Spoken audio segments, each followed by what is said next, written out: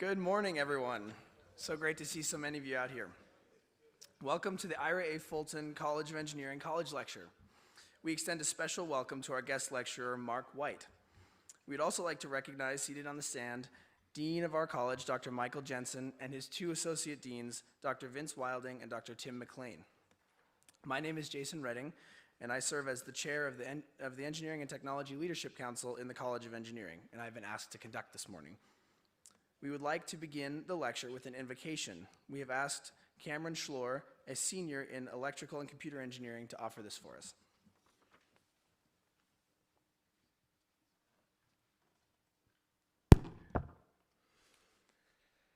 Our dear kind Heavenly Father, we thank Thee for this day. We thank Thee for this opportunity to be here, gathered together to learn from Mark White. Please bless him for being willing to come and share his knowledge with us, and bless us that we can learn all that we can from him. We're grateful for the restoration of the gospel and all the knowledge that has come forth both in the church and in the world in general since then. We love Thee so much. We say these things in the name of Thy Son, Jesus Christ. Amen.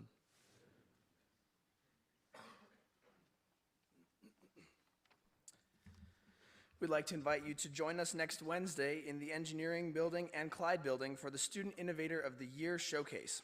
Students from across campus are competing for $50,000. Stop by anytime for popcorn. And to vote for your favorite team. Come the following Wednesday, February 26th, for the SOIY final competition. The competition will be judged by former Shark Tank competitors and the audience can win prizes like 3D printers, an Apple Watch, and Apple AirPods, and lots of other prizes. Dean Michael Jensen will introduce our guest speaker today. Following the lecture, we have asked Clayton Jorgensen, a senior in mechanical engineering, to offer the benediction.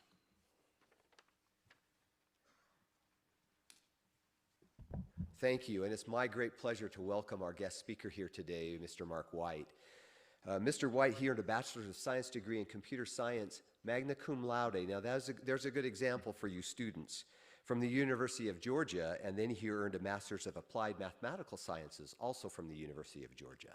And he's been at Deloitte for some time, and he's held a number of leadership roles there, including CTO for U.S. Consulting, Global Consulting, U.S. Federal, and Consulting Innovation. He has served clients in basically every sector that Deloitte serves, from government to financial services to real estate to high-tech telecommunications and a variety of other industries. He currently heads Deloitte's Government and Public Services Strategy and Analytics Assets Group, leading the development of advanced analytic and data assets in businesses. And you can imagine how he's using machine learning. His teams use machine learning and AI in order to advance business purposes. And let me just end by saying that I was at Deloitte last summer and was able to hear from Mr. White and was completely captivated by what he's been able to do with a STEM training in what we might call a non-traditional sector for graduates such as you to go into, and I wanted you to be able to hear from that opportunity. So please join me in giving a warm welcome to our speaker. Thank you, Dean.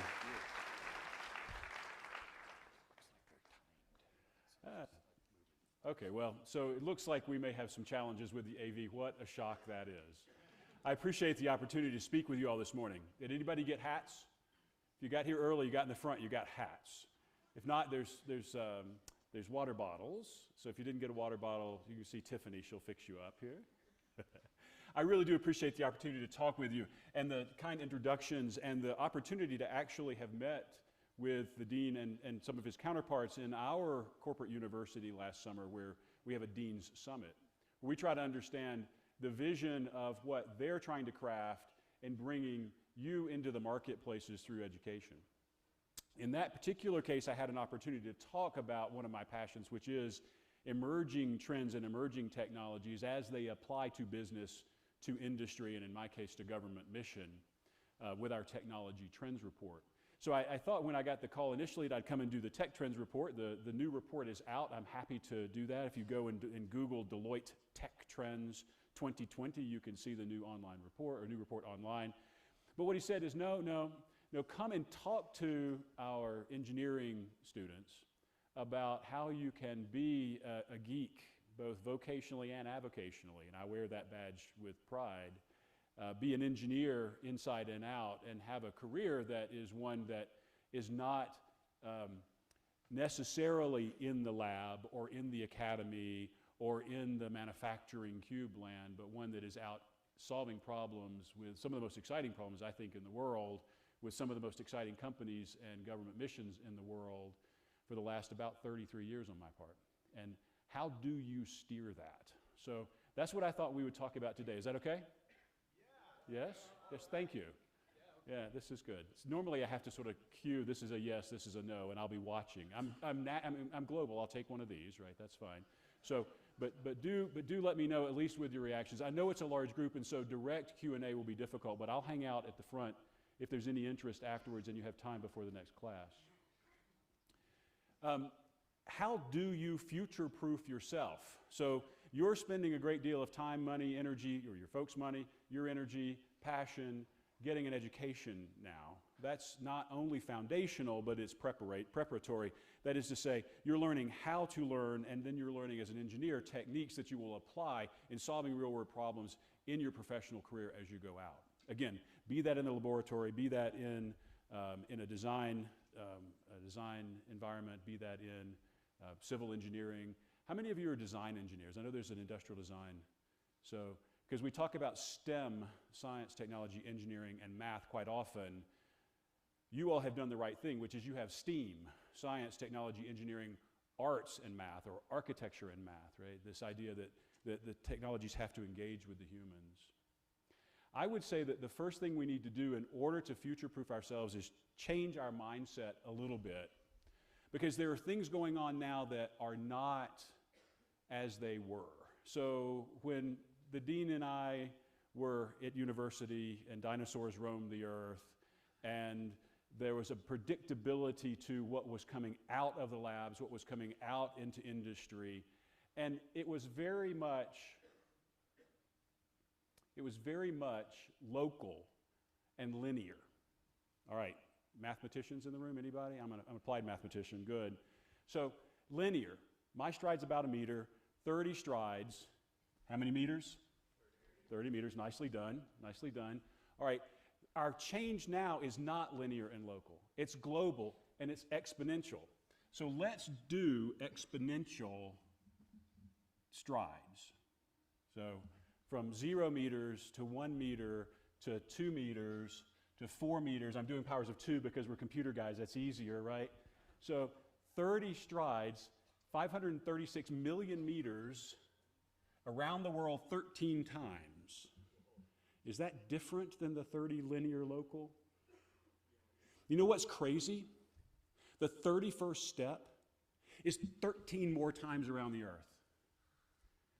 Change how we think about change.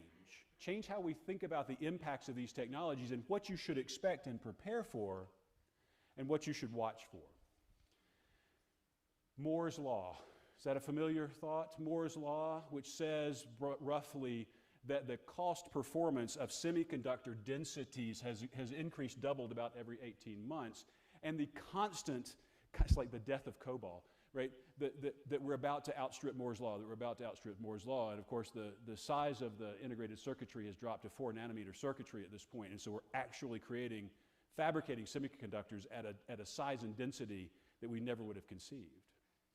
Here's the crazy thing. Moore's Law is the 5th era or 5th stage of something that has been inherently exponential in change, starting with electromechanical. For those of you, everybody in this room except those happen to be sitting on the front row, that thing on the top left is a punch card. It was the primary input-output mechanism for getting information into and out of digital computers when I started actually I was paper tape, but when I started at this. Electromechanical and then relay-based and then tube-based and then transistor-based because the world changed, and then semiconductor-based. See the y-axis there? You see how that's exponential? Right? So this curve is actually incredibly steep in what's happening in the density of compute. And Moore's Law talks about that, and that is the 5th era of it. So now what we have to ask ourselves is, What's the sixth era and when? Computer engineers in the room? What's the sixth era and when? As I go from semiconductor-based, is it optical? Right? So I have optical switches now that are actually gate-architected computers that are materially faster. And I mean, not that the electricity doesn't theoretically run at the speed of light through those circuits, but it doesn't actually. Is it molecular?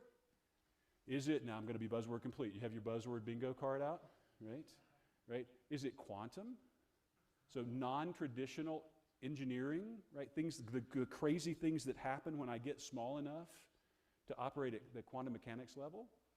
That changes the game, by the way, on things that are hard and things that are easy. How many of you are cyber guys? So, the thing we do now for cyber is we encrypt, right? Encrypt means protected. Encrypted means protected. That's true. And how do we encrypt? We use really large prime numbers and we multiply them, and it takes forever to factor them because these digital computers that we have take a really long time to factor prime numbers.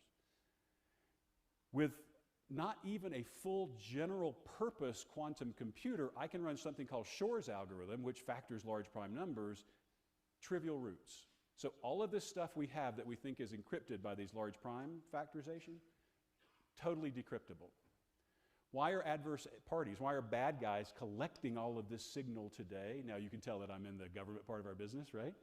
Why is all this signal being collected today?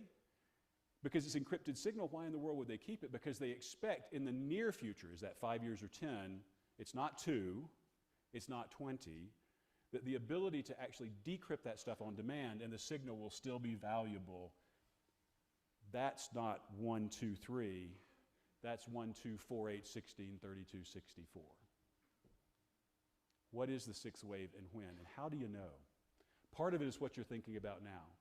Part of it is what you'll continue to as your curiosity, as your drive to understand, as your drive to advance yourself as an engineering professional continues to cause you to read and to research and to attend and to learn. Part of it will be where you put your hands, because you're the ones that are going to be doing this. So it's not just the engineering that's changing, business is changing. Long ago and far away, the cost of a MIP, 1,000,000 instructions per second, and the cost of a meg, a megabyte of memory storage, was $1 million. $1 million. If you go to Costco, you can find a 2 terabyte hard drive, not a meg of storage, but 2 terabytes of storage for $99. If you go if you have an iPhone 11, perhaps, with the new chips, you can see this stopped at 2012 because the numbers just get ridiculous. It actually falls off in terms of the performance and cost. What did business do differently when computing cost $1 million for a MIP and $1 million for a meg than business does now when compute and storage is essentially free? It's a fundamental change to the premise of how I compose a business. How many of you want to do startups? You want to do a startup? I did a startup. You know, one of the things I had to do as a startup, I had to go spend a bunch of capital money buying hardware in order to have the compute environment to do the work that we were doing.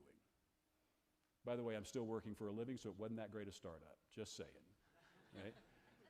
Now, if I'm a venture capitalist and I'm doing seed funding or Series A, which is the MVP funding, or even Series B scale funding, I do not want you to spend a nickel of capital because I want you to subscribe it as an expense out of the cloud. Fundamental change to business. So these technology changes have fundamental business changes. And those fundamental business changes change the landscape of business. You guys know what the Standard & Poor's 500 index is, the S&P 500? It's an index of the performance of large businesses. In fact, it's one of the sort of yardsticks, I guess, if you will, Tiffany, of a business's size and its stature and its gravitas. There's a thing called the topple rate, which is how quickly companies come in and then fade out of the 500. And this chart shows the trend in topple rate from 1960 to about 2012, 2015 maybe. What do you read out of this, right? That companies come in and go out much more quickly. That I spend a lot of time and effort to become a Fortune 500, an S&P 500 company, but I don't get that long to enjoy that ride. Because the threat of these emergent companies that are surfing this non-local, non-linear, this global exponential technology forces are driving this behavior. So the technologies are crazy. It's changing individual businesses and it's changing the business landscape. So think differently. 2, it's like you've got to be able to recognize when a technology is a trend or when it's a fad. And I'm going to steal shamelessly from a guy named Peter Diamandis. He's a real underachiever, right? He's an astronaut, he's a medical doctor, he's a PhD engineer, he's a couple other things. But a nice guy for all of that. And he and Ray Kurzweil and some other founders of the Silicon Valley era have gotten to club together, and they've built something called Singularity University. And so he's got these things he calls the 6 Ds. And what he asserts, and I find it to be a relatively useful tool, is that there is a pattern that something about our technical capability or our business process digitizes. Now, once again, I've said digital, so you can check that off of the buzzword bingo card. So we have to think a bit about what that might mean. But when something goes digital, it typically has a deception phase where I don't really see what's happening. And then it begins a disruption phase. And the question is, am I going to get big or little disruption? The pattern he looks for is first dematerialization, then demonetization, and then democratization. I'm going to play with the words a little bit on the next 2 slides, but you get the point? As you're watching these trends, and you need to be a trend watcher, look for things that have suddenly become digitally, like cryptocurrencies, right? Money is essentially a digital entity. Information is inherently digital. Therefore, the banking industry is really a digital industry. Entertainment has become a digital industry. Look for those, and then keep your eye on those that you think might be significant, because if they begin this cycle of dematerialization, demonetization, democratization, you should go get on that train. More on that in a moment. So, how did we know that the mobile phone was going to become an inherent part of human existence? How many of you have a mobile phone? How many of you have a smartphone? I should ask it the other way. Who's carrying a not smartphone? Right, okay. When was the first one of those commercially available? When did the Apple Model 1 come on the market?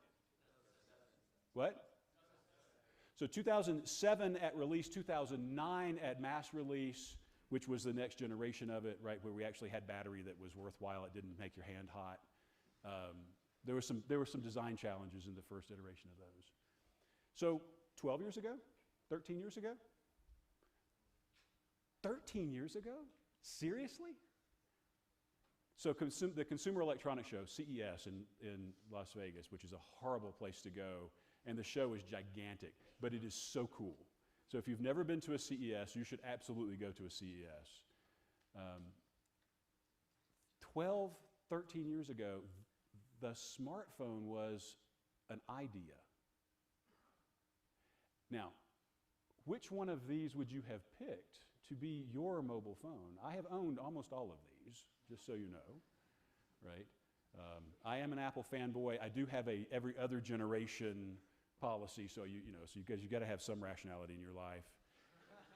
But how many customer groups, how many market studies, how many places did Jobs go to ask about what the phone should be? That's right, none.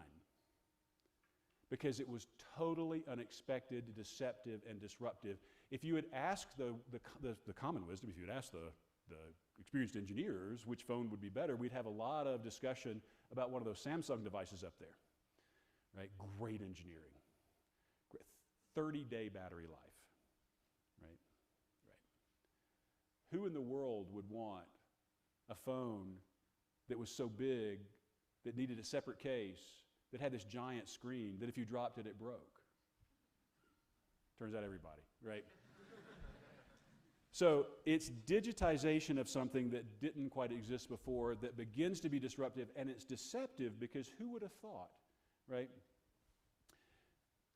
Then we begin to look for the other things. Dematerialization, this idea of what's in your phone. And I have an older version of this that has a Radio Shack. Do you guys even remember Radio Shack as a store? A Radio Shack ad. And it's just in the newspaper. And in the ad, it has, it has a GPS, and it has a digital camera, and it has, and by the way, the GPS was about like this, right? A digital camera, and it has it had a CD player, and a bunch of stuff, right? All of which is now dematerialized into this device. That's crazy, right? And then it begins to demonetize. So the dematerialization, this digitization begins to disintermediate or disrupt the flows of other businesses. How many of you have been to a record store recently? Oh, good. So, because vinyl's coming back, right? It's totally possible to go buy a record now. How many of you been to a, not the campus, bookstore recently? Okay, well, see, this is not so strong. How many of you have paid long distance fees? Yeah, not so many. How many of you have called a taxi? Really? Yes. Not an Uber? Not in America. If you couldn't hear the answer, it was not in America. So, good, right? So if you were Barnes & Noble, if you were Blockbuster, if you were AT&T, if you were these big taxi fleets. By the way, taxi fleets made a lot of money. That medallion, that permission to run a taxi is an expensive piece of licensure, right? So who else got disintermediated when the taxi, the licensure of a taxi went away, and Uber and Lyft and other ride sharing came along? What else happened? The local and state governments lost a significant amount of revenue. What did they do? They fought back, right? Electric vehicles. Anybody have an EV? So, big trend right now with EVs. What does an EV not use? Gasoline. What is one of the major sources of UDOT funding? Gas tax.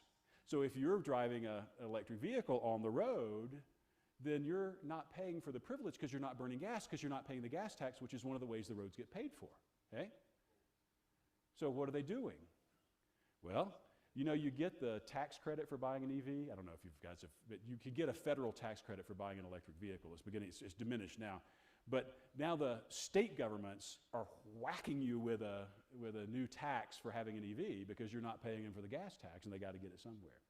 It's a complicated set of demonetization issues. Last bit, democratization. So I've chosen one that's actually, was Loon, it's before many of your time. So Google, now Alphabet, said, we want IP internet access to be a worldwide capability because they associated the ability to access internet and the information and content with the ability to be successful in the global economy, which I think is actually quite true. So they were using these weather balloons. They were actually lofting antenna and radio on weather balloons with the idea that they would put them in the stratosphere where they would get circulated around the Earth, right? And they're still trying that. There's a lot, right? There's a lot. But the crazy thing is, it actually has gone from 2.2 billion people with internet in 2011 to 4.4 in 2019. That's only doubled. Yeah. So the mathematicians and the statisticians in the room went, Well, that's the wrong measure. It didn't double. It went up by 2.2 billion, right, which is a little bit. How many of you would like to make $1 billion? I'll take 2, right? One of the Alphabet founders says, if you want, or the Project X leader said, if you want to make $1 billion, help 1 billion people. Dollar a person. Quite reasonable. But until this amount of democratization, this amount of dematerialization occurred, getting access to 1 billion people in your marketplace for your company, for you guys that want to do a startup, that was really hard. And now, obviously, it's not quite so hard. So the ability to do what you do, what we do, and to go help 1 billion people, and along the way make $1 billion, that's not terrible. That's what we're talking about here. Does that make sense? Step 3. Okay, which ones matter? How do you know if it's a trend or if it's a fad? Book called The Innovator's Dilemma, and what he puts forward is that if technologies are truly disruptive, this is Clayton Christensen, if I didn't say. Christensen says they have 2 generations. In the first generation of the disruptive technology, what you see is the uses are solving current problems perhaps better, faster, or cheaper. If it's truly disruptive, there is a second generation of the technology application where I'm solving net new problems no one ever thought about before, solving problems in ways that I've never thought about before. So we have to watch these to see, again, this idea of digitization, deception, disruption. You have to watch them through generations to see if you're going to get something that's truly disruptive or that's merely helpful. By the way, do not let me diminish technologies and techniques, materials and processes that are merely helpful. A 10% improvement in manufacturing process, a 10% improvement in cost of manufacturing, a 10% improvement in engineering efficiency can be phenomenally powerful. And there's 1,000% improvements available when I go actually solve problems that have never been solved before. The problem is that all of your business guys are really antsy when you're in that blue space. Because if you had just stayed the tried and true, you'd be on the yellow line. And here you are, you're costing them more than you're making them. You see that part of the curve that's below the standard steady line? That means you're actually costing more. CFOs don't like that. Shareholders aren't so keen on that, right? It's tough. And so you have to be able to watch so that you find that break point. Now, again, the mathematicians in the room can tell me the area under the curve gets really good on the right-hand side of this, right? Right. I mean, it goes up fast. It's a great thing. I begin coloring the I'm making more money than I would have ever made before part, or I'm doing more good than I would have ever done before part. But one of the things we have to figure out how to do is to communicate what we're thinking and what we're doing and our expectations and our vision and our ability to deliver that vision to get through those dry times. That's one of the things we can learn to do. So, here's the ones I'm watching. 33 years of doing this, primarily looking at managing the emerging trends in electronics technology and information technology. And they continue, electronics tech and information tech continue to be a powerful rising tide, lifting business, lifting science. However, note that half the trends are technology, the other half are sort of social and process. They're cultural things. Because the best technology in the world that's not adopted has no relevance, right? Great ideas are not great if they're not actually put into use. The other thing I'll invite you to look at is in the 9 that are on the technology side, not all of them are electronics and information tech. In fact, it's almost the minority now. So here's what I believe, one guy's belief, but we actually talked about this some with your deans, associate deans this morning. Electronic and information technology advances and innovations, emerging ET, IT will continue to drive forward capability. but more as the stratum on which the next generations of explosion happen, and those are mechanical material and medical tech. Mechanical tech. Robotics? Anybody? Nanotech? Anybody? Materials. Chemies? Polymers? Right? Yeah, so petroleum, a lot of petroleum in this part of the world, I know, so, right? And medical technologies. And not just the fact that mechanical material and medical tech advances are going to continue to accelerate. Remember, 2, 4, 8, 16, 32, 64, 128, 256, 512, 1024, 2048, right? But that the convergence of those things, the medical converged with the material and the mechanical, that's going to be the amazing things that make the changes that are like the changes in the last 12 years since the advent of the smartphone. 12 years? That's like that, right?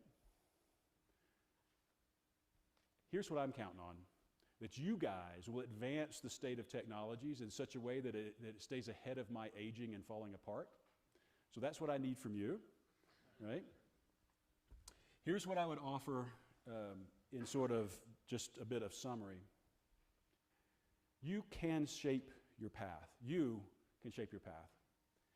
An engineer is a professional, not an employee. Now, you could very well be an employee, or you could be as a partner of a firm. It's a partnership, not a corporation, so I'm an equity owner of the firm. But inherently, you're a professional. As a professional, what that means is you are responsible for your continued advancement and your increased value and traction in the marketplace, you as an individual. That's why continual professional education is so important. Right? That's why it's measured in professional engineering circles. You as a professional are in charge. It's your responsibility. It's up to you. And in just a few short years, the class bell's not going to be ringing to call you to the next thing. You're going to have to generate that momentum yourself. Don't wait around. Be experimental. Be inquisitive. Be curious. Be a maker. Try stuff early so that if it does turn out to be a trend and not a fad, you've got a leg up. And even if it's a fad, not a trend, you learn something new. Think about what it's going to do to business. What did Uber do to the taxi companies? Well, that's something to think about. What is additive manufacturing going to do to the home building industry? That's something to think about. But then do second and third derivatives of that. What did the Uber to the taxi medallion to the local revenue do? What did EVs to road tax to federal rebates to state taxes do? Think second and third derivative to these. Because what it's doing to companies, or what it's doing to industries, or what it's doing to governments, or what it's doing to societies are the so what that allow you to think about the now what. You're not going to get it right every time. 1 in 10 is what the venture firms are pretty happy with, right? So of 10 investments, 3 don't stink, right? And of those 3, 1 is a big winner. So you need a portfolio approach.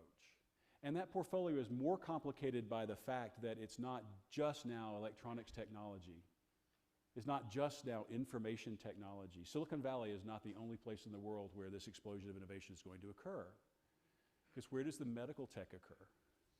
Where's the materials science? Where's the quantum computing happening?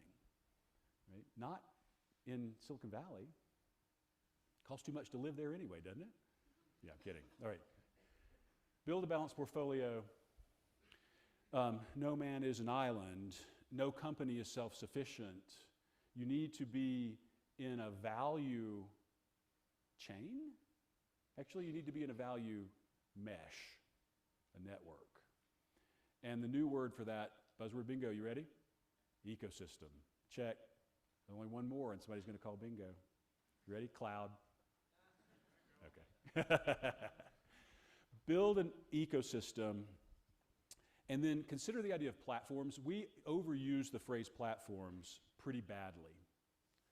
What I mean by platform is something where you've brought something inherently valuable and proprietary that you have brought to an ecosystem, and the ecosystem creates sustainable and expansible value there, a platform on which others can build, but you have a proprietary essence, a platform. Right? Build platforms, build ecosystems. Lastly,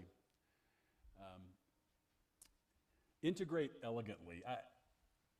I love this one. I'm not so great at it because I can fall down the rabbit hole of the issue, and while my programming environment now is a whiteboard because I'm, management overhead, I still can get a little bit too attracted to some of the engineering elegance when, remember, until it gets applied, until it gets adopted, until a market engages, it's just an engineering trinket as opposed to a company-changing, industry-changing, market-changing, world-changing capability. Integrate elegantly.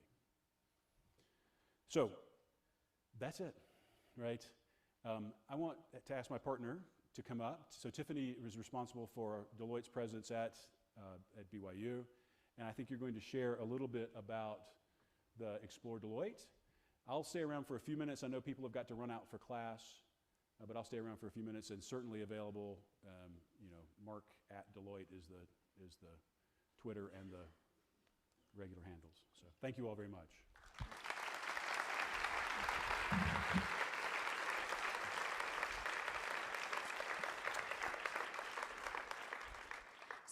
So Mark and I are both partners at Deloitte, and some of you have maybe never heard of the company Deloitte, but we are the largest professional services firm in the world. So that means we're the largest in consulting, tax, and audit.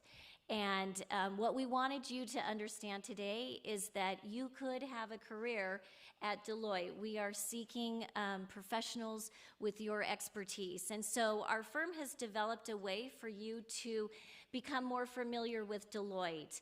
And so that's what's up on the screen here. You can go to exploredeloitte.com and we'll ask you a few simple questions, and from there it will open up different areas of Deloitte that might be of interest to you. So we hope you saw something different today as far as potential opportunities that you could take your career in different paths. So thank you very much. It was our pleasure to be here today with you.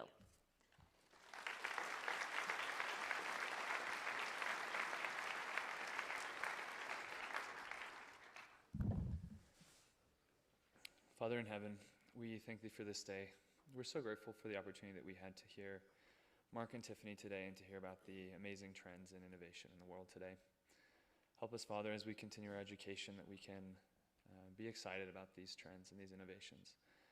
But help us also to remember our purpose, to help others come closer to thee and be able to combine these two purposes to drive our education.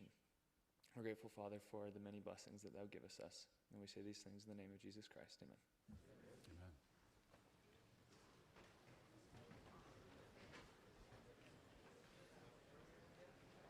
Jason, good. Thanks for doing that. Yeah. Is that okay? All right. Good. So you're in the consulting area I'm the consulting side of it. with the government, like a government consultant. So we